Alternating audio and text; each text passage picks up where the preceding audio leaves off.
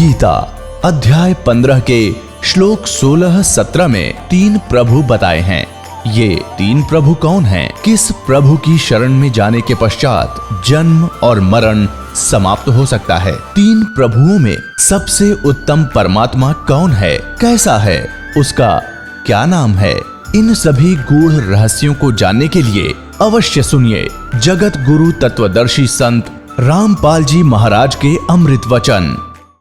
इस दास को इन सदग्रंथों के पढ़ने पढ़ाने की कति आवश्यकता नहीं रही थी, क्योंकि हमें वो मूल ग्रंथ मिल गया था जिसमें इन सबका समावेश है। वो सूक्ष्म वेद, 5वां वेद जो काल ने नष्ट कर दिया था और अज्ञान फैला दिया था, और जो सूक्ष्म वेद जिसको तत्व ज्ञान कहा सदग्रंथों में, परमात्मा ने स्वयं आकर बोला था कबीर वाणी में, सच्चिदानंद घन ब्रह्म की वाणी में, वो हमें प्राप्त हो गया था। हम अपनी साधना कर रहे थे, फिर प्रेरणा हुई परमात्मा की। दास ने अर्ज किया, प्रभु आपका ज्ञान 100% सत्य है, लेकिन जब तक जिन सदग्रंथों को जो आपकी आत्मा इस काल के द्वारा बांटे हुए इन धर्मों में लगी है भगवान, जब तक उन ग्रंथों में आपकी पहचान नहीं होगी, आपको नहीं मान सकते। कितना सुख दे लो भगवान, इस सुख का तो अंत ही नहीं है। इस नकली सुख का आपने बताया है 3 लोक से तरपत नाही ये मन भोगी खसिया। तो यहाँ कितना सुख देंगे हम, कितना इनको अपने पास लगा सकेंगे। 10 सुख हो गए, 1 ना इनको प्राप्ति हुई, कोई उसी में छोड़ जाएंगे, त्याग जाएंगे, काल के दूतों का फिर फंस जाएंगे। परमात्मा ने दास की पुकार सुनी, एक दिन प्रेरणा करी। क्रोधाश्रम बन चुका था उस समय। पहले घर घर जाकर के सत्संग करते थे, डेली के कई पाठ होते थे, सारा दिन व्यस्त रहते थे। फिर थोड़ी सी राहत मिली, फ्री हुआ थोड़ा सा, क्योंकि सत्संग पाठ हम सामूहिक करने लग गए जैसे अब शुरू कर रखे। फिर सोचा कि अब इस समय का सदुपयोग हो प्रभु। प्रेरणा की परमात्मा ने, एक परमात्मा की वाणी याद आई कि वेद मेरा भेद है, मैं ना वेदन के माही, पर जौन वेद से मैं मिलूँ वो वेद जानते नहीं। परमात्मा की वाणी का ये अर्थ है कि चारों वेद मेरा ही गुणगान करते हैं, लेकिन वेदों में वर्णित विधि से मेरी प्राप्ति नहीं हो सकती। और जिस वेद से मैं मिलूँ उस सूक्ष्म वेद से इन वेदों में उसका ज्ञान नहीं है, वो ज्ञान वेदों में नहीं है, ये वेद जानते नहीं। तो सबसे पहले दास ने सोचा कि गीता का अनुवाद भी किया हुआ, इसमें देखते हैं शायद परमात्मा का इसमें कोई ज्ञान पावे। ओए होए, जो ही श्रीमद् भगवद गीता को देखा, गीता ज्ञानदाता कहता मैं तो नासवान हूँ, मेरी जन्म मृत्यु होती है, और वो परमात्मा कोई और है।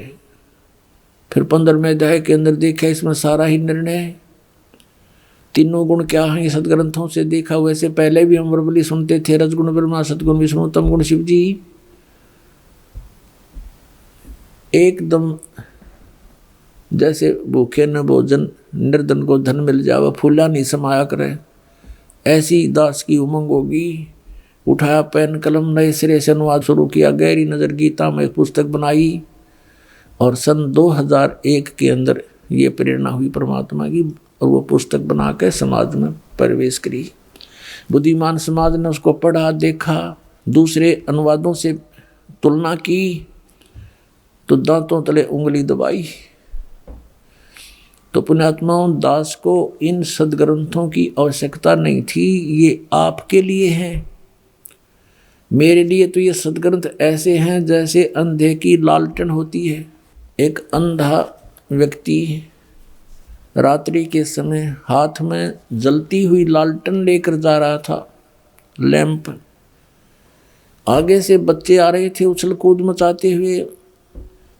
उस अंधे ने आवाज़ लगाई, बेटा देखना, देखना मैं अंधा हूँ, ध्यान से चलना मेरे पास, देखना बेटा मैं अंधा हूँ। अब बच्चों ने देखा कि ये आदमी बतावे अंधा, और लालटेन किस लिए ले रखी है इसने, लैंप किस लिए ले रखा है। निकट आकर के कहने लगे, बाबा क्या सचमुच अंधे हो? कहाँ बेटा मैं अंधा हूँ।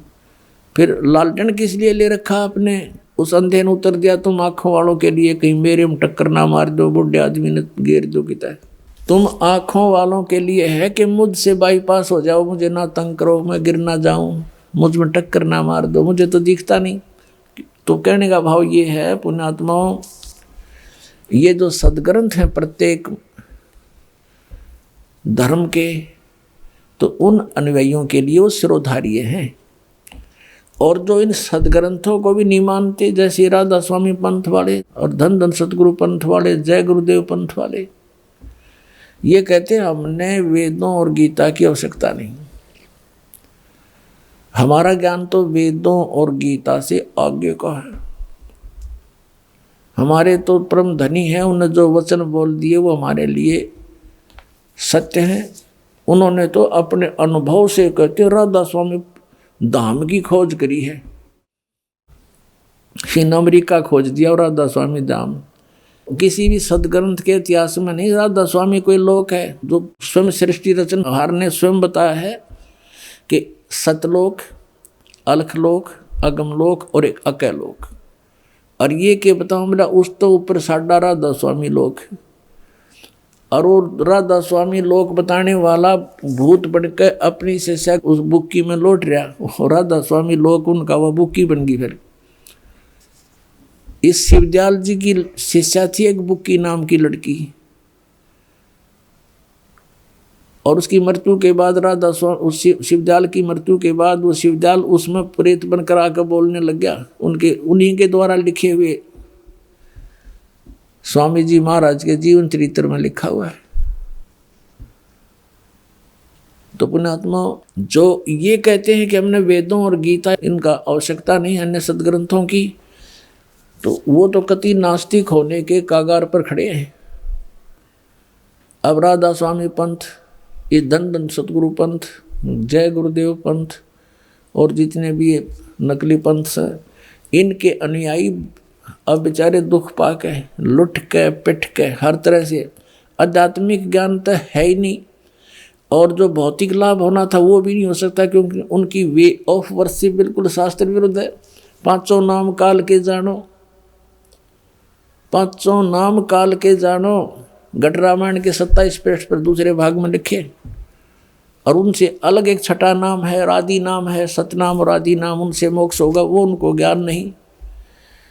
तो इस प्रकार जो अपने सदग्रंथों से परिचित हैं, सदग्रंथों से कितने परिचित हैं कि वो ये मानते हैं कि हमारे सदग्रंथ हमारे धर्म के, हमारे लिए पूज्य हैं, मान्य हैं, इनमें जो लिखा वो सत्य है। तो उन पुण्यात्माओं को समझाना भी 2 मिनट की बात है कि जैसे हम पहले लोकवेद सुना करते, दंत कथा, श्री ब्रह्मा जी, श्री विष्णु जी, श्री शिव जी, ये अजरो अमर है, इनके कोई माता पिता नहीं, सर्वेश्वर महेश्वर कालज्ञ मृत्युंजय, इनका कोई रचनहार नहीं, सर्वेश्वर है, ये था लोकवेद। और हम ये भी सुनते थे कि ये ज्ञान ये महापुरुषों ने सदग्रंथों को पढ़कर हमें सुनाया है, क्योंकि उस समय हम अपने सदग्रंथ नहीं पढ़ सकते थे। आज परमात्मा ने सबसे पहले तो हमारी आंखें बनवाई, यानी हमें ये ज्ञान दिया, अक्षर ज्ञान दिया। इस अक्षर ज्ञान के आधार से अब हम अपने सदग्रंथों को स्वयं देखेंगे, फिर हम किसी की लोक वेद पर आधारित नहीं रह सकते। तो वो धन्य है वो पुण्यात्मा जो अभी तक अपने सदग्रंथों में विश्वास लिए हुए हैं। और दुर्भाग्य उन व्यक्तियों का जो एक नया मजहब खड़ा कर दिया, जिन्होंने नया मार्ग बना दिया, उन्होंने समाज को फिर से बांट दिया। ये जितने भी पंथ बने हुए हैं, ये राधा स्वामी पंथ के जितने भी भाग हो गए, जय गुरुदेव पंथ, सच्चा सौदा सिरसा पंथ, जगमालवाड़ी पंथ, जनोदम पंथ, इनके तंडरे ये काबली की कृषि जामगी सारे गए। अब ये कुछ दिनों में राजनीतिक स्टंट बन जाएंगे, अलग से मजहब बन जाएंगे। अगर ये मार्ग मालिक का ऊपर नहीं आया तो और कई भागों में मनुष्य समाज बट जाएगा। लेकिन अब मालिक का आदेश है कि सभी धर्म और सभी ये पंथ एक हो जाएंगे, इस ज्ञान के आधार से एक होंगे और पूरे विश्व में ये तत्व ज्ञान फैलेगा। सब प्यार से रहा करेंगे, ये माया की जो हवस है या बिल्कुल खत्म हो जाएगी, क्योंकि ज्ञान हो जाएगा। ये माया की जो दौड़ लग रही है बिल्कुल नाश हो जाएगी, क्योंकि ज्ञान हो जाएगा कि हम क्या उद्देश्य लेकर यहाँ आए थे। फिर परमात्मा बार बार बताते हैं, पृथ्वीपति चकवे गए जिनके चक्र चलंत, रावण श्री खे कौन गिने, ऐसे गए अनंत। गरीबदास साहब कहते हैं, चकवे हो गए चूहा, पूरी पृथ्वी का राजा था, सत भक्ति ना करने से चूहे की योनि में गया, अब बिल भी स्वयं बना करके मिट्टी में लेट रहा है। तो के चाटे यहाँ के सुख को, बाढ़ में जाओ ऐसा सुख ऋषि को ठी, और ये कार जो हमारी ये दुरुक्ति कर रहा है, और वहाँ सतलोक में यही सृष्टि होगी, ऐसा ही शरीर है, ऐसी ही आत्मा रहती हैं, सारे सुख हैं, कोई कष्ट नहीं, ना वहाँ मृत्यु है, वृद्धावस्था नहीं है, ऐसा शरीर है जिसमें कोई कष्ट नहीं होता। तो पुण्यात्माओं, ये कोई दंत कथा नहीं, क्योंकि ये महापुरुषों का आँखों देखा वर्णन है और परमात्मा ने स्वयं आकर बताया है, वो ज्ञान है। अब हम प्रसंग आप पर बताना चाहते हैं कि जैसे हमने कौन से परमात्मा की भक्ति करनी है, हम उसी विषय पर आते हैं। जैसे ब्रह्मा विष्णु महेश, ब्रह्मा जी की भक्ति तो हमें करने का आदेश नहीं था कि इसकी तो करनी नहीं चाहिए, और विष्णु जी और शिव जी की हम भक्ति करते थे, उसके साथ साथ हनुमान जी, बाबा श्याम जी और देवी देवता, गांव का बाबा, तीर्थ व्रत, ये सभी करते रहे। तो ये हमें यही बताया गया था कि इनकी साधना ही करने से लाभ होगा। तो जब तक हमें ज्ञान नहीं था तो हम इनको पूजा करते थे,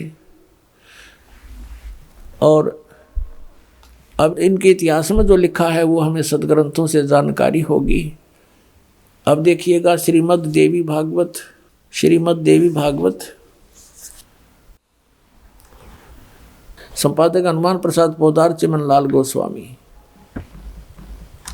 और गीता प्रेस गोरखपुर से प्रकाशित है। गीता प्रेस गोरखपुर से प्रकाशित है। ये आप देख रहे हैं, फैक्स और फोन नंबर है। इसके 123 पृष्ठ पर इनकी जीवनी लिखी है, ब्रह्मा विष्णु महेश की महिमा लिखी है, क्या स्थिति है इनकी। ये 3रा स्कंद है। भगवान विष्णु अपनी माता दुर्गा की स्तुति करते हुए कह रहे हैं, तुम शुद्ध स्वरूपा हो, ये सारा संसार तुम ही से उद्भासित हो रहा है। मैं ब्रह्मा और शंकर, हम सभी तुम्हारी कृपा से विद्यमान हैं। हमारा आविर्भाव, आविर्भाव माने जन्म, और तिरोभाव माने मृत्यु हुआ करता है। हमारा आविर्भाव जन्म, तिरोभाव मृत्यु, जन्म मृत्यु हुआ करता है। केवल तुम ही नित्य हो, जगत जननी हो, प्रकृति और सनातनी देवी हो। ये भी ध्यान रखना कि दुर्गा को प्रकृति भी कहते हैं। फिर भगवान शंकर बोले, देवी यदि महाभाग विष्णु तुम्ही से प्रकट हुए हैं तो उनके बाद उत्पन्न होने वाले ब्रह्मा भी तुम्हारे बालक हुए। फिर मैं तमोगुण लीला करने वाला शंकर क्या तुम्हारी संतान नहीं हुआ? अर्थात मुझे भी उत्पन्न करने वाली तुम ही हो शिवे। संपूर्ण संसार की सृष्टि करने में तुम बड़ी चतुर हो। इस संसार की सृष्टि, स्थिति और संहार में तुम्हारे गुण सदा समर्थ हैं। उन्हीं तीनों गुणों से उत्पन्न हम ब्रह्मा विष्णु एवं शंकर नियमानुसार कार्य में तत्पर रहते हैं। अपने आत्माओं, जो हम इनके बारे में ये सुना करते थे, ये अजरो अमर हैं, सर्वेश्वर हैं, ब्रह्मा विष्णु महेश, इनके कोई माता पिता नहीं हैं, ये था लोकवेद, यानी सुना सुनाया ज्ञान, दंत कथा। और अब हमने पढ़ा इनका जीवन चरित्र। इसमें लिखा है कि ये तीनों ये नासवान हैं, इनकी जन्म मृत्यु होती है, इनकी माता दुर्गा है।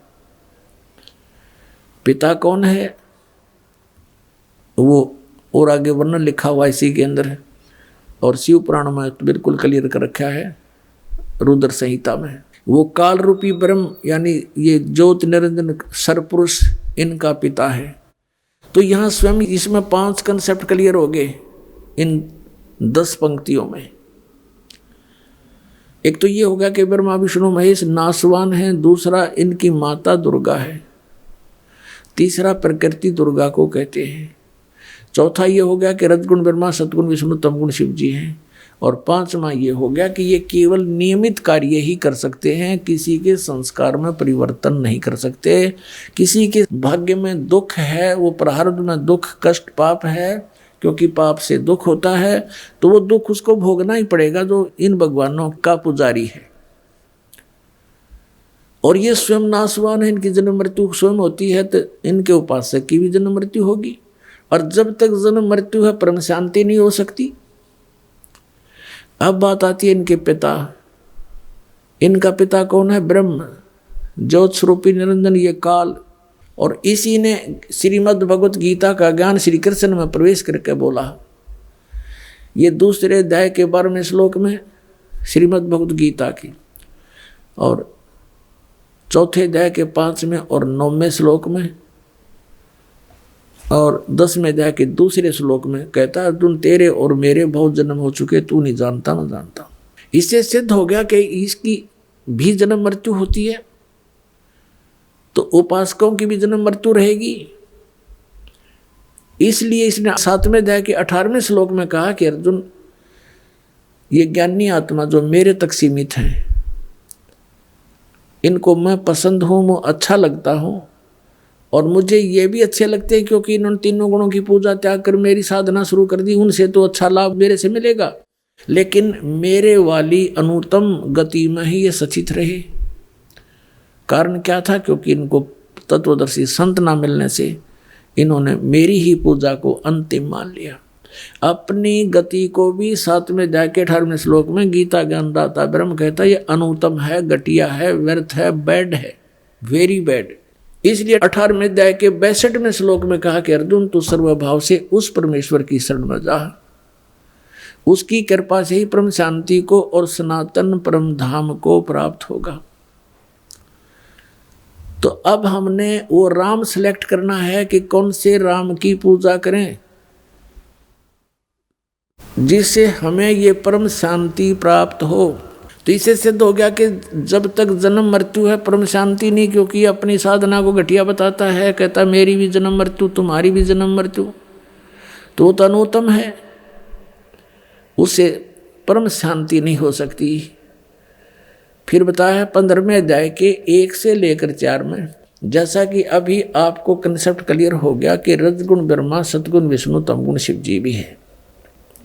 यहाँ बताया है कि उल्टा लटका हुआ संसार रूपी वृक्ष है, और इसके ऊपर को जड़, नीचे को तीनों गुण रूपी शाखा है। गीता ज्ञानदाता कहता है कि मैं इसके विषय में यहाँ गीता में विचार काल में आपको कुछ नहीं बता पाऊंगा, क्योंकि इसका आदि और अंत यानी सृष्टि रचना से मैं परिचित नहीं हूं, क्योंकि पूर्ण परमात्मा सत्य पुरुष ने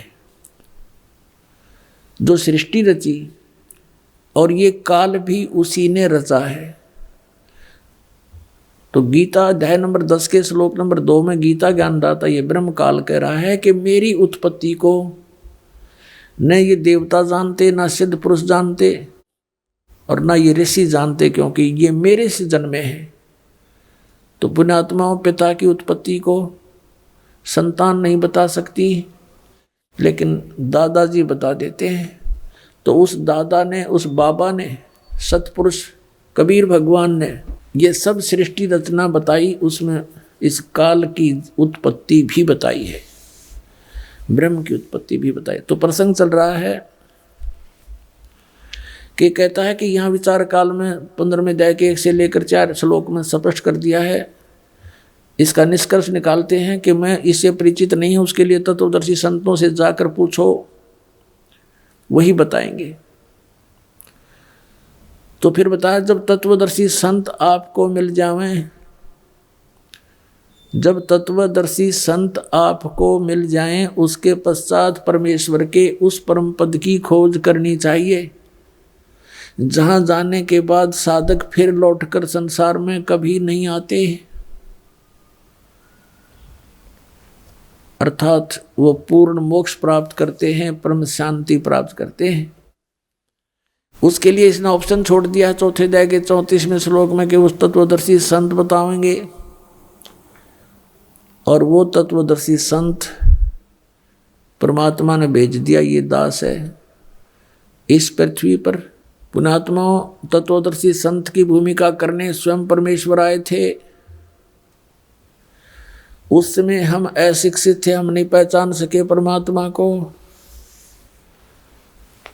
उसके बाद उन्होंने अपनी प्यारी आत्माओं को, जिनको वो मिले, उनको प्रेरणा की, कहा कि अब तुम इस भक्ति को जीवित रखो पिछली पीढ़ी तक। उनके नाम आपको दास बार बार गिनाता है, जिनको भगवान मिले, जिनके पास यथार्थ ज्ञान था।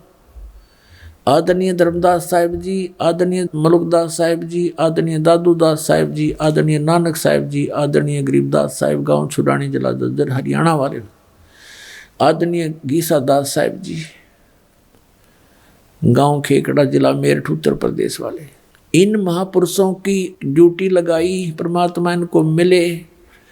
और पुण्यात्माओं, ये ज्ञान और इस भगवान की जानकारी होने के बाद जीव पर रुका नहीं जाता। एक ऐसी प्रेरणा अंदर आती है कि जैसे सबको बता दूं, सबको बता दूं भगवान ये है। जहाँ तक जीव की जो पहुँच है वहाँ तक पूरी चेष्टा करते हैं। जैसे आदरणीय नानक साहिब जी की जीवनी से पता चलता है, जिस समय उनको बेई नदी के ऊपर परमात्मा स्वयं आकर मिले जिंदा बाबा के रूप में, और उनको वहाँ से अंतर ध्यान किया, शरीर को कहीं और रख दिया और उनको ले करके सचखंड सतलोक चले गए। वहाँ से आकर वापस छोड़ दिया और फिर उनको बताया कि मैं धानक रूप में, जुलाहे रूप में बनारस में भी रहता हूँ। तो वहाँ परमात्मा पहले उनको मिले थे कबीर रूप में, एक भक्त रूप में मिले थे नानक जी को। उनसे काफ़ी गोष्ठी की थी, लेकिन उस समय श्री नानक देव जी नहीं माने थे, लेकिन ज्ञान से घायल जरूर हो गए थे।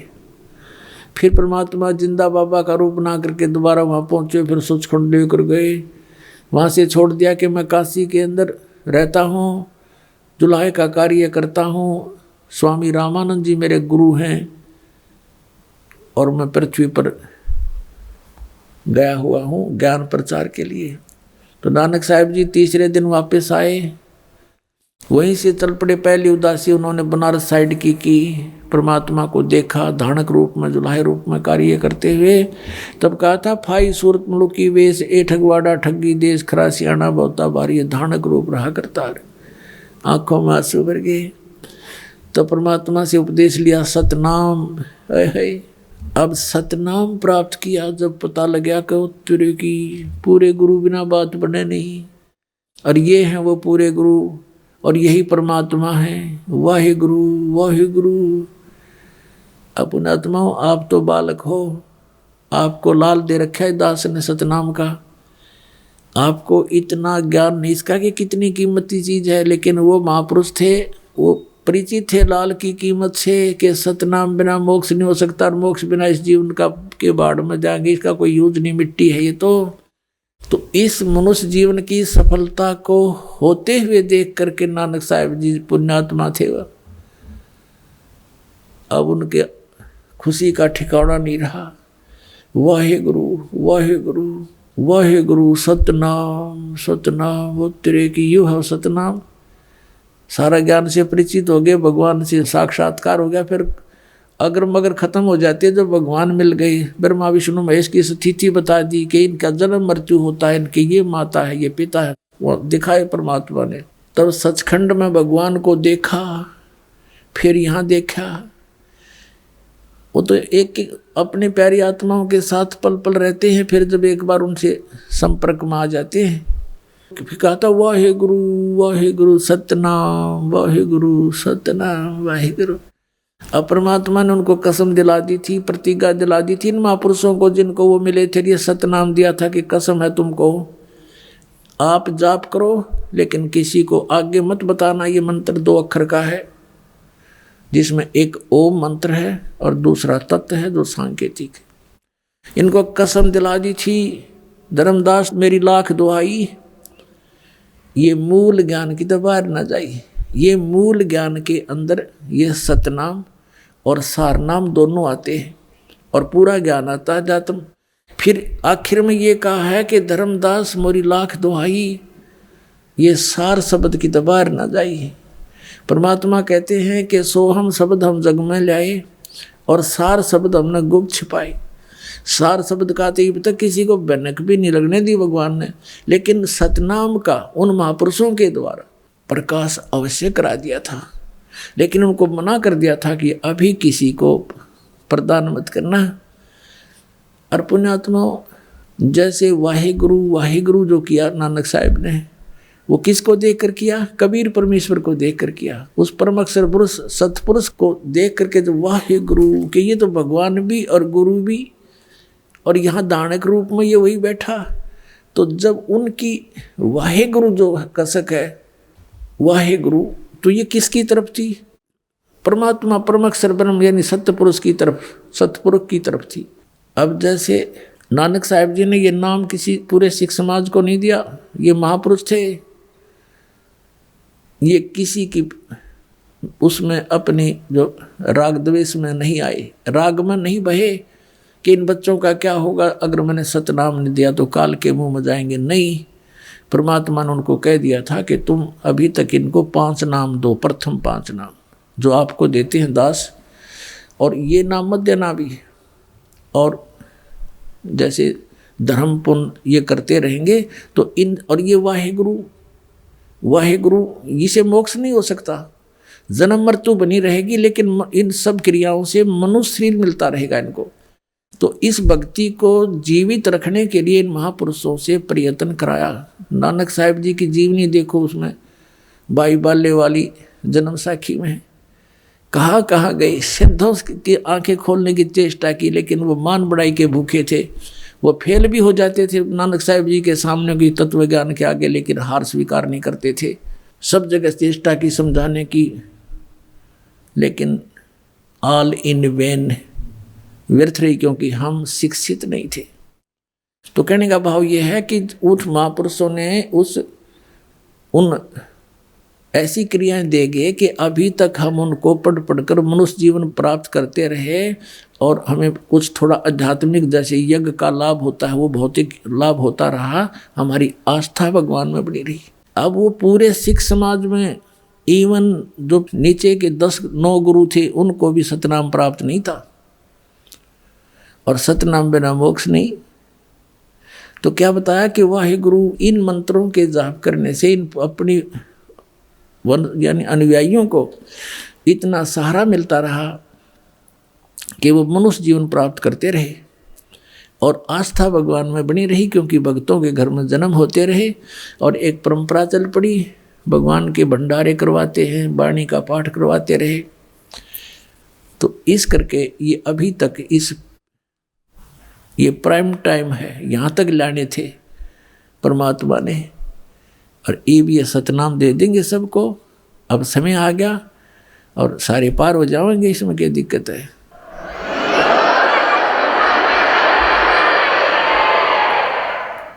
तो क्या बताया था उन्होंने? वाहिगुरु वाहिगुरु। अब एक उदाहरण, क्योंकि संतों के जो कोड वर्ड है पुण्यात्माओं, ये बालकों के समझ में नहीं आ सकते, इसलिए जैसे पवित्र गुरु ग्रंथ साहिब है, पवित्र गीता जी, पवित्र वेद, श्रीमद् भगवत गीता जी, इनमें पवित्र पुराण, पवित्र कुरान, बाइबल, इनको समझने के लिए सतगुरु की आवश्यकता पड़ेगी। अब कोई इन्हीं तक सीमित रहे तो उससे बात बने नहीं, स्वयं निष्कर्ष जीव नहीं निकाल सकता। अपने सतर पर जीव की सोच, जैसे अध्यापक की आवश्यकता होती है सिलेबस को समझाने के लिए, तो स्टूडेंट नहीं समझ सकते उसको, वो तरीके समझाने के उस टीचर को ही पता होता है। सिलेबस वही होता है, बच्चे भी पढ़ते रहते हैं, लेकिन वो नहीं समझ सकते। ऐसे ही स्वयं किसी भी सदग्रंथ का अध्ययन करते रहने से और बिना गुरु के जीवन व्यर्थ हो जाता है। अब जैसे वाहे गुरु का नाम दे गए वह, लेकिन सतनाम मना कर दिया। खबरदार, भाई बाले वाली जन्म साखी में एक अध्याय है समुद्र की साखी, तो उसमें नानक साहिब जी और बाला और मर्दाना दो उनके सेवक जो हरदम साथ रहते थे, उन्होंने प्रार्थना की, ए गुरुदेव हमें लंका दिखाओ। उनसे कहा कि आंखें बंद करो। आंखें बंद करके खोली तो समुद्र पर खड़े थे, किनारे पर। श्री नानक देव जी ने कहा कि तुम मेरे पीछे पीछे वाहिगुरु वाहिगुरु करते हुए आ जाओ। आगे चल पड़े, जैसे पृथ्वी पर चलते ऐसे समुद्र पर चलने लगे। बाला और मर्दाना तो वाहिगुरु वाहिगुरु जप रहे हैं और नानक साहिब जी 2 अक्षर का वो नाम जाप कर रहे हैं, सतनाम। लेकिन उनको विधि नहीं बताई, बोल के सुना दिया। अब बोल के सुनाने से उनको क्या हुआ कि मर्दाना ने सोचा जब गुरुजी जो नाम जाप करे मैं भी वो क्यों ना करूं। वाहिगुरु छोड़कर वो सतनाम जाप करने लग गया 2 अक्षर का, और वो डूबने लग गया।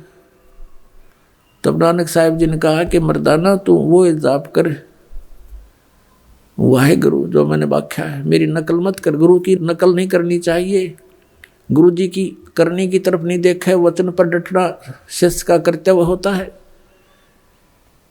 अब फिर उसने वाहिगुरु शुरू किया तो वो फिर जल पर थल की तरह चलने लगा। अब ये झटका क्यों दिया नानक साहिब जी ने? पुणात्मा हो, आप तो बालक हो, बालक बुद्धि है आपकी, बच्चे हो भी। ये इसलिए झटका दिया था कि यदि इस सतनाम का भेद खुल गया 2 अक्षर के का, काल के दूत काल भेजेगा, क्योंकि वो ठीक का समय अभी दूर है। ये है वो ठीक का समय। 1951 से ये ठीक का समय शुरू हुआ है। सोच लो, दास का जन्म हुआ जब से। और उसके बाद भारतवर्ष, आज शिक्षा हुई भारतवर्ष में, और एकदम शिक्षा की बाढ़ सी आ गई। और शिक्षा बिना हम इन सदग्रंथों को देख नहीं सकते, समझ नहीं सकते। तो इसलिए उन्होंने मना किया था कि काल अपने पंथ बनावेगा, और उन पंथों के संतों के हाथ यदि ये सतनाम 2 अक्षर का लग गया तो ये भी वही नाम देंगे, और वो अधिकारी है नहीं इस नाम के देने के। तो बोली आत्मा ये समझेंगे कि नानक साहब जी जो नाम जाप करके पार हुए, हमारे गुरु जी भी वही तो दे रहे हैं, हम भी ठीक हैं। लेकिन पुण्यात्माओं, उन महापुरुषों को सख्त हिदायत थी परमात्मा की कि तुम जाप करो, कल्याण करवाओ, तुम अधिकारी हो। लेकिन अधिकारी तो ये और भी हैं, लेकिन इनको ज्ञान नहीं इस तरह का। और प्रत्येक ने ऊपर ले जाकर मैं छोड़ भी दूँ तो सभी उस बात पर दृढ़ नहीं होते। जैसे हजरत मोहम्मद जी को भी परमात्मा लेकर गए थे, जैसे इन महापुरुषों को लेकर गए। मैं बार बार आपके समक्ष उनके नाम लेता हूँ, लेकिन हजरत मोहम्मद ने, क्योंकि यहाँ उनकी प्रभुता घनी हो चुकी थी, लाखों शेष बन गए थे, तो उन्होंने वो स्वीकार नहीं किया सतलोक में वाले ज्ञान को। तो परमात्मा ने उसको वापस छोड़ दिया था।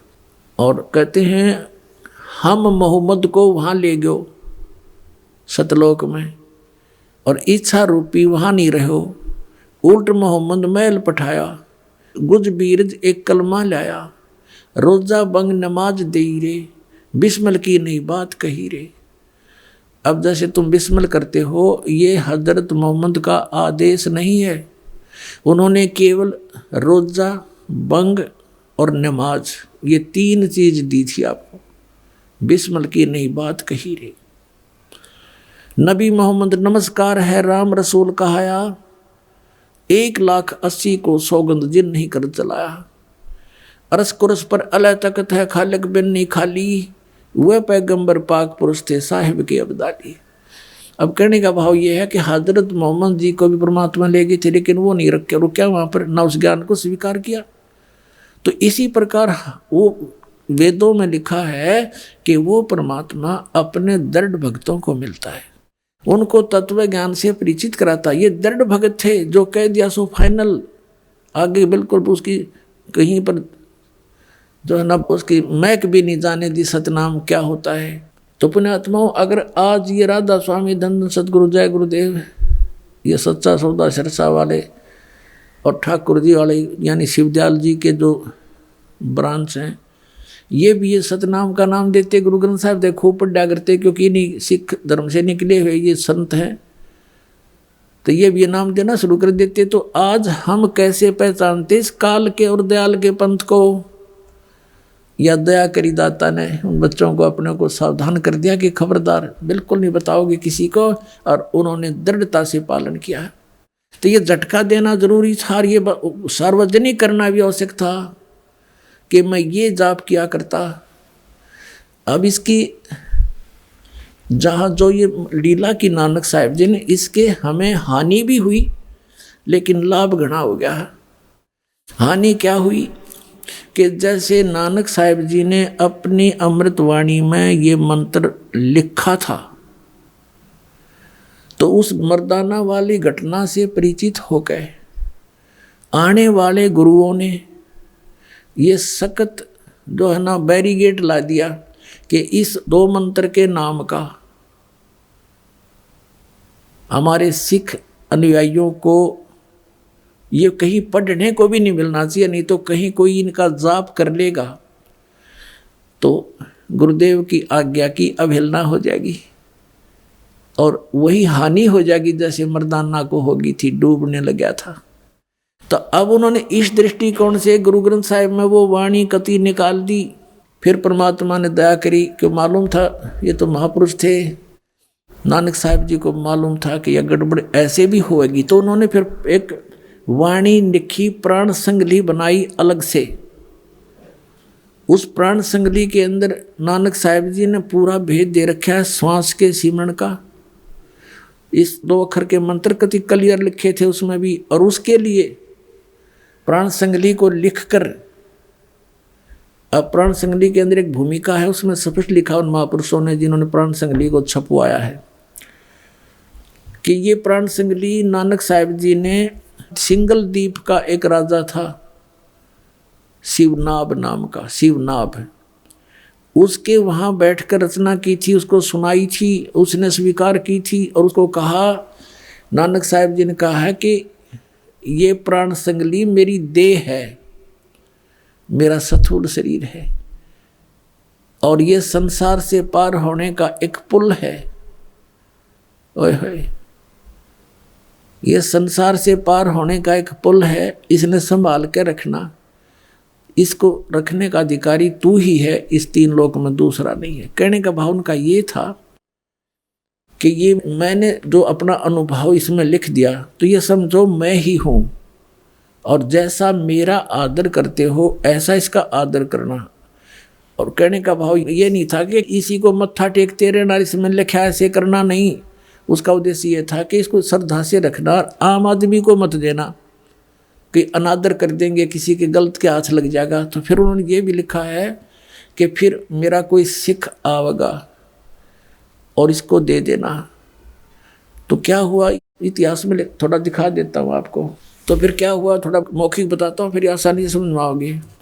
तो क्या हुआ, 5वें गुरु अर्जन देव जी हुए सिख समाज में। तो उन्होंने सोचा कि भाई सब महापुरुषों की वाणी इकट्ठी कर दूं और इसको एक आदरणीय ग्रंथ बना के इसके पठन पाठन के लिए इसका प्रचलन करना था। उसने प्रेरणा उन्हीं महापुरुषों की थी। तो उन्होंने सब वाणी इकट्ठी की, जिस जिसके पास भी नानक साहिब जी की वाणी थी। तो उनको पता चला कि ऐसे ऐसे एक शिवनाभ राजा के पास नानक साहिब जी की बहुत अनमोल ग्रंथ रखा है। तो उसके पास भेजा, उसका पोता था उस समय, पौत्र। पहले उसने मना कर दिया कि मेरे पिताजी को गुरुजी ने मना कर रखा, किसी को देनी नहीं है। बड़ा संघर्ष किया कि नहीं देना पड़ेगा, हमारा ग्रंथ है, हमारे गुरुजी का ग्रंथ है, तुम क्यों नहीं दोगे। यानी आखिर में उसने देना पड़ा, उसने दे दिया वो ग्रंथ। गुरु अर्जन देव जी ने उसको पढ़ा, उसमें देखा कि इसमें तो बहुत कुछ लिखा है। उसमें कहाँ तक लिखा था, दोनों महापुरुषों की गोष्ठी हुई थी, परमेश्वर कबीर जी की और नानक जी की। उसमें स्पष्ट लिखा है, पहले तो प्रथम गोष्ठी में तो नानक साहिब जी समझ नहीं पाए कि ये कबीर धानक ये परमात्मा होगा। तो परमेश्वर जिस भी महापुरुष से मिले हैं, जैसे धर्मदास जी से मिले थे, उसको कहा था, हे महात्मा जी, मैं तो ज्ञान का भूखा हूँ, मुझे कहीं ज्ञान मिला नहीं, आप मुझे ज्ञान दो। तो धर्मदास ने कहा था कि ज्ञान का लाभ जब होता गुरु बनाओ। तो धर्मदास जी से कहा परमात्मा ने कि मैं गुरु बनाऊंगा, लेकिन मेरे शंका का समाधान तो कर दो, और आप मुझे चलो शिष्य बना लो, ऐसे ही सुना दो। तो धर्मदास जी ने कहा था कि मैं शिष्य नहीं बनाता, हमारे गुरु जी हैं, उनसे नाम दिलाऊंगा मैं। तो ऐसे ही नानक जी को मिले थे बेई नदी पर, उनसे प्रश्नोत्तरी की थी। नानक साहिब जी ने भी यही कहा था कि गुरु बिन मोक्ष नहीं होता, आप गुरु बनाओ। परमात्मा ने कहा ठीक है, आपसे बड़ा कौन गुरु हो सकता है मेरा, मैं आपको गुरु बनाता हूँ, मुझे ज्ञान बताओ, मेरे प्रश्नों का उत्तर दो, समाधान करो। तो ये प्रश्नोत्तरी हुई थी। तो परमात्मा ने उनसे प्रश्न किया था, क्योंकि नानक साहिब जी का जन्म पवित्र हिंदू धर्म में हुआ था। कालूराम मेहता खत्री ये इनके पूज्य पिताजी थे, और नानक साहिब जी को एक बिरदलाल नाम के पांडा पढ़ाने आया करता था, गीता पढ़ाता था ब्राह्मण। और श्री कृष्ण जी और विष्णु जी को, शंकर भगवान को ये अपना प्रिय इष्ट मानते थे, गीता जी को सही मानते थे। तो गीता जी के अंदर प्रमाण बताए पर नानक साहिब जी को कबीर साहब ने कि ऐसे ऐसे लिखा है। वो तो कहता मेरा जन्म मृत्यु होती है, वो सारी रेफरेंस दिए उसको।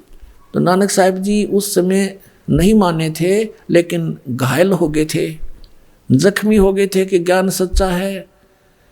और अब के जब वो संत आ जावे तो मैं बात करूं उनसे, दूसरी रूप में परमात्मा फिर जिंदा बाबा के रूप में गए थे, और फिर उनको सचखंड लेकर आए थे, सचखंड वापस छोड़ा था। अब कहने का भाव ये है कि इस प्राण संगली के अंदर पूरा विवरण था कि नानक साहिब जी ने कबीर परमेश्वर जी को अपना गुरु स्वीकार किया हुआ था। पहले तो क्या देखा अर्जुन देव जी ने कि इसमें तो सारा वो क्लियर लिख रखा है कि कबीर जी इनके गुरु थे। फिर क्लियर लिख रखा है ये मंत्र 2 अक्षर का मंत्र जो बिल्कुल नानक साहब ने मना कर रखा है। तो उसको उन्होंने उस प्राण संगली को, जिसको नानक साहब जी कह रहे थे मेरा शरीर है, मुझे ही समझ लो, अगर किसी को नष्ट कर दिया तो मुझे नष्ट कर दिया तुमने। लेकिन उस आज्ञा को देखते हुए कि जो इंसिडेंट मर्दाना के साथ हुआ था कि उसने सतनाम के 2 अक्षर का नाम जाप कर दिया था, शुरू कर दिया था, और वो डूब गया था। गुरुदेव ने मना कर दिया था कि तूने ये जाप नहीं करना, तो कहीं ये आज्ञा की अवहेलना ना हो जाए। इसमें तो सब कुछ लिखा, इसलिए उस ग्रंथ को, प्राण संगली को जल प्रवाह कर दिया एज इट इज। एक साधु था, एक भगत था, उसने प्रार्थना की महाराज इतना अनमोल ग्रंथ है, मुझे दे दो, मैं अलग रख लूँगा, किसी को नहीं बताऊँगा। तब उस प्रार्थना को स्वीकार करके कह दिया ले जा, निकाल ले जा इसको तू। वो निकाल लिया। देख दया दाता की, काल ने कहाँ तक आड़ कर दी थी, कहाँ तक बात बिगाड़ दी थी। तो फिर भी अगर प्राण संगली में ना भी मिलता तो परमात्मा कहते हैं ना, काल के कहीं ना कहीं से वो रास्ता निकाल लाते परमात्मा, काल से बचा कर सत्ज्ञान को। क्योंकि जन्म साखी, भाई बाले वाली जन्म साखी, समुद्र की साखी में क्लियर लिख दिया कि नानक साहब जी ये जाप करा करते थे, इसने ये मिटा नहीं पाए, कहीं छुपा नहीं सके। तो आज आपको समझने के लिए सफिशिएंट है कि कौन है वो 2 अक्षर का मंत्र और किस उद्देश्य से मना किया था नानक साहब जी ने। और फिर साथ में ये भी कहा कि ये मंत्र हैं जाप करने के और कोई मंत्र नहीं है, और ये पूरे गुरु से लेकर जाप करना। यानी उस समय इनको छुपाना जरूरी था। अब वर्तमान में ये दास भेज दिया उन महापुरुषों ने, परमात्मा ने भेज दिया कि अब इस नाम को दो और सबका कल्याण हो जाएगा।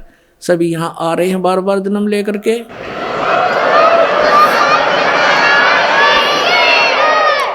अब दिखाता हूँ आपको इतिहास ये प्राण संगली के साथ कैसा हुआ। ये देखिएगा श्री गुरु नानक साहिब की प्राण संगली सटीपन, प्रथम भाग श्री गुरु नानक साहिब विरचित। श्री नानक साहिब ने अपने कर कमलों से रची है प्राणों का अपूर्व कवच, जो सूरत शब्द योग साधन में अमोघ तारों से रचा हुआ है। आगे देखो ये कहाँ से छपा है। प्रकाशक है वेलबीडियर प्रिंटिंग वर्क्स। ये 56A/13 मोतीलाल नेहरू रोड इलाहाबाद से। इसके संपादक कौन है ये देखिएगा। ये है श्री संपूर्ण सिंह। श्री संपूर्ण सिंह तरन तारण पंजाब से। इन्होंने इसकी भूमिका में क्या लिखा है देखिएगा। पहले आवश्यक सूचना पढ़ते हैं। गुरु नानक साहिब जी ने यह अपूर्व ग्रंथ प्राण संगली किस अवसर पर सिंगला द्वीप में वहाँ के परम भक्त राजा शिवनाभ जी को उपदेश करके बख्श दिया, और फिर उनकी 5वीं गद्दी के अधिष्ठाता गुरु अर्जन देव जी ने उसे कैसे सिंगला द्वीप से मंगवाया था और किस कारण से उसे गुरु ग्रंथ साहिब के संग्रह से अलग रखा, इसका वर्णन गुरु नानक साहिब के जीवन चरित्र में दूसरी यात्रा के आखिर के हिस्से में और टिप्पणकार के निवेदन में लिखा है। गुरु नानक साहिब ने यह अनमोल ग्रंथ नाम प्राण संगली क्यों रखा? यह तो पक्के तौर पर वही कह सकता है जिसकी गति उनकी सी हो। ओए होए होए, कहते ये क्यों नहीं गुरु ग्रंथ साहिब में प्राण संगली को जोड़ा? इसके विषय में तो वो ही बता सकता है जिसकी गति उनकी सी हो, यानी नानक साहिब जैसे महापुरुष होंगे वही बता सकेंगे कि किस कारण से प्राण संगली को गुरु ग्रंथ साहिब मना लिया। तो भी कुछ लखावा उसका उनके उस वचन से होता है जो कि निज मुख से उन्होंने राजा शिवनाभ से कहा, ई ग्रंथ मेरी देह है, मेरा स्थूल रूप है, प्राणों मेरियां का संग्रह कहे कवच है, जगत समुद्र का ई पुल है, जगत से पार करने का इसके अंदर जो मार्ग लिखा है वो समझो पुल है। ई प्राण संगली में तैनू बख्शी है, ये ई अजर वस्तु है, सोते ही जरी है, यानी तू इसके योग्य है, तूने विश्वास किया इसके ऊपर। ई प्राण संगली अमृत प्रवाह है और तेरे ही मुख विखे प्रवेश हुई है, होर 3 लोकां विच इस वस्तु ਨੂੰ संभालता कोई नहीं, ताते प्राणों विखे प्राण संगली रखनी। इस वचन से स्पष्ट होता है कि यह ग्रंथ प्राणों का संग्रह रूप है। ये टिप्पणी करने वाला जो विवेचन करता है वो अपनी सोच बता रहा है। संभव है कि इसको गुरु ग्रंथ साहिब की जिल्द में शामिल न करने की वजह यही हो कि गुरु अर्जन देव जी ने समय अनुसार इसे हरेक छोटे बड़े की दृष्टि में लाना उचित न समझा।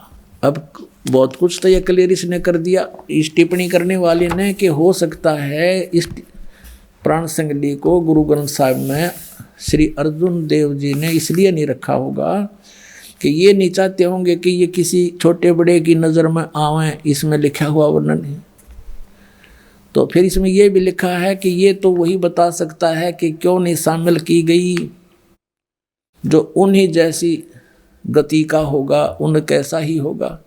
तो पुण्यात्मा इसका ये अभिमान ना करना, परमात्मा की दया है आपके ऊपर। इस दास को इस योग्य बनाया कि इन सदग्रंथों को दास समझ रहा अच्छी तरह। इसका यही कारण था कि इसके अंदर ये 2 अक्षर का मंत्र लिखा हुआ था और बहुत अच्छी तरह इसके अंदर इसके सिमरण की विधि भी बता रखी थी। अन्य जो शेष गुरुओं ने, गद्दी नसीनों ने ये समझा कि यदि इस प्राण संगली को as it is Guru Granth Sahib में रख लिया तो सब पढ़ लेंगे, सब जान जाएंगे, जाप करा करेंगे तो गुरुदेव की आज्ञा का उल्लंघन हो जाएगा। फिर आगे दिखाते हैं निवेदन में, कमाल कर दिया। ये है निवेदन इसी की। अभी आपने आवश्यक वो पढ़ा था सूचना, अब ये है निवेदन।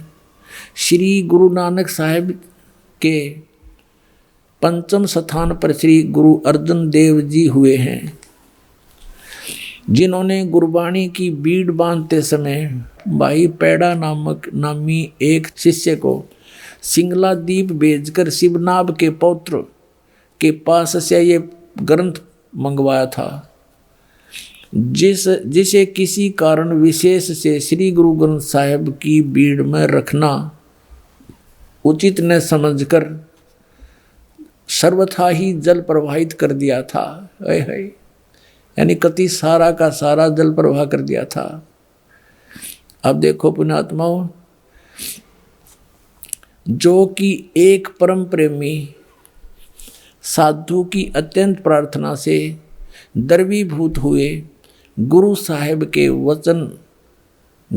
के वचन अनुसार जल से निकलवाया और जैसे का तैसा उसे ही बख्शीश कर दिया गया था, जिसका प्रसंग गुरु प्रताप सूरज प्रकाश नामक प्रमाणिक इतिहास के तृतीय राशिगत 32वें अंशों में लिखा है। यानी ऊपर जो लिखा है उसका प्रमाण बताया कि इस इतिहास में लिखा है, ये गुरु प्रताप सूरज प्रकाश नामक कोई प्रमाणिक इतिहास उसमें लिखा, ये ऊपर का हिस्सा। अपना आत्मा इसमें क्या था, वो 2 अक्षर का भेद था इसमें, और एक इसमें फिर भी थोड़ा सा हिंट रह गया एक स्थान पर ओनली, पूरी इस प्राण संगली में एक स्थान पर, और वो इन समझ में ना आई जिन्होंने इसमें रख लिया, बाकी इसमें से निकाल दिए गए क्योंकि ये पूर्ण नहीं है प्राण संगली। इसमें टिप्पणी कारण लिखा है कि एक जगह तो इसके 80 अध्याय लिए हैं, दूसरी जगह इसके 113 अध्याय लिए गए हैं, फिर ये भी संकेत बताया गया कि इसमें 160 अध्याय थे, और अब तक ये केवल 113 ही प्रकाश में है, तो बाकी कहाँ गए, तो वो नहीं लिए गए। इसमें क्या लिया गया वो थोड़ा बताता हूँ, वो भी इनको समझ में ना आइयो के अक्षर है। अब ये तो आपने भाग 1 पढ़ाई, भाग 2 दिखाते हैं, ये 2 भागों में लिखी है संपूर्ण सिंह जी ने। ये भाग 2 है और इसमें ये वहीं से प्रकाशित है, ये द्वितीय भाग है उसका। इसके 103 पृष्ठ पर दिखाता हूँ आपको, ये देखिए 103 पृष्ठ पे ये प्राण संगली, ये यहाँ से शुरू होता है, ये राग भैरव है। मेला पहला जहाँ हो समझो गुरु नानक देव जी के सीधे वचन है। इसमें क्या लिखा है 103 पृष्ठ पे, दूसरा भाग, इसमें लिखा है कि साध संगत मिलिया मन माना, और ना मैं ना, ये ओम है स्पष्ट, ये ना मैं ना है, यो है इसके साथ लगना था, ये गलती से इसके साथ लग गया, नहीं इसका हूँ समझ लिया हूँ, ये है ना मैं ना ओम सोहम जाना। है यहाँ इस ना का अर्थ है नाम, तेरा के ना है, जैसे हम सिंपल भाषा में बोलते हैं, और पंजाब क्षेत्र में भी यही बोलते हैं, लगभग मिलती जुलती भाषा। तेरा की ना है, तो ये ना मैं ना, तेरा की नाम है, ना मैं ना है, ओम सोहम जाना, नामों में नाम, ओम सोहम जाना, ये 2 अक्षर का ये है। अगर ये इसके साथ ना जुड़ा होता तो इसमें भी नहीं रहता ही हो, इसको भी निकाल देते बिल्कुल। अब इसके लिए थोड़ा सा और आपको स्पष्ट करते हैं, ये देखो, ये है 150 पृष्ठ पे, और इसके यहाँ क्या है ये देखो, ये ओम है ना, ओम दर है, तो यहाँ कोई इसको गलती ना समझ ले कि भाई हूँ लिखा हूँ नहीं है ये, क्योंकि उसका कोई सेंटेंस नहीं बनता वैसे तो। अब इस ओम को इन्होंने टिप्पणी की है 2 नंबर पे, इस ओम को ऐसे लिखा है, इसको ओम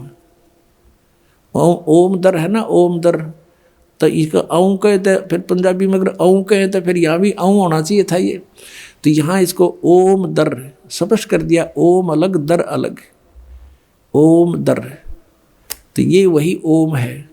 तो यहाँ फिर 103 पृष्ठ में फिर देखो, इसमें स्पष्ट लिखा है 103 पृष्ठ पर हम फिर आ गए हैं इसी पे, दूसरे भाग में। यहाँ फिर देखो, साध संगत मिलिया मन माना है, और ना मैं ना, ये एक बिंदी है 2 नहीं, ना मैं ना, ओम सोहम जाना, ना है, नामों में नाम है, ओम सोहम ये जाना, ये सब नामों में एक श्रोमणी नाम, ये 2 मंत्र का है। और इसे क्या बताते हैं, सगल भवनमय एक का ज्योति सतगुरु पाया सहज स्रोत, और नानक कलबिस काटता ही सहज मिले अमृत सिंचाई, कि इस 2 मंत्र के नाम ते ये कलबिस माने पाप कटते हैं। अपने आत्माओं, जैसे अभी तक ये सदग्रंथ पवित्र 4 वेद,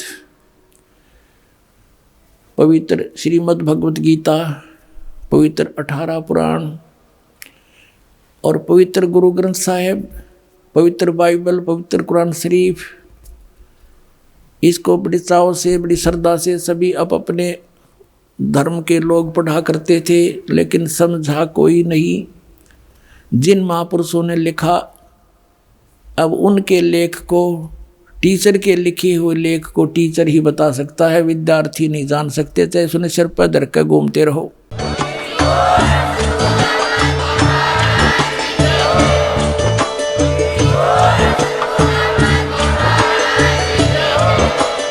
आप सुन रहे थे जगत गुरु तत्वदर्शी संत रामपाल जी महाराज जी के मंगल प्रवचन। अधिक जानकारी के लिए विजिट कीजिए हमारी वेबसाइट www.jagatgururampalji.org। संत रामपाल जी महाराज जी के शुभ आशीर्वाद से पूरे विश्व भर में 500 से भी ज्यादा नाम दीक्षा केंद्र हैं, जिन पर संत रामपाल जी महाराज जी द्वारा ऑनलाइन निशुल्क नाम दीक्षा दी जा रही है। अपने नजदीकी नाम दीक्षा केंद्र का पता करने के लिए संपर्क करें 8222880541।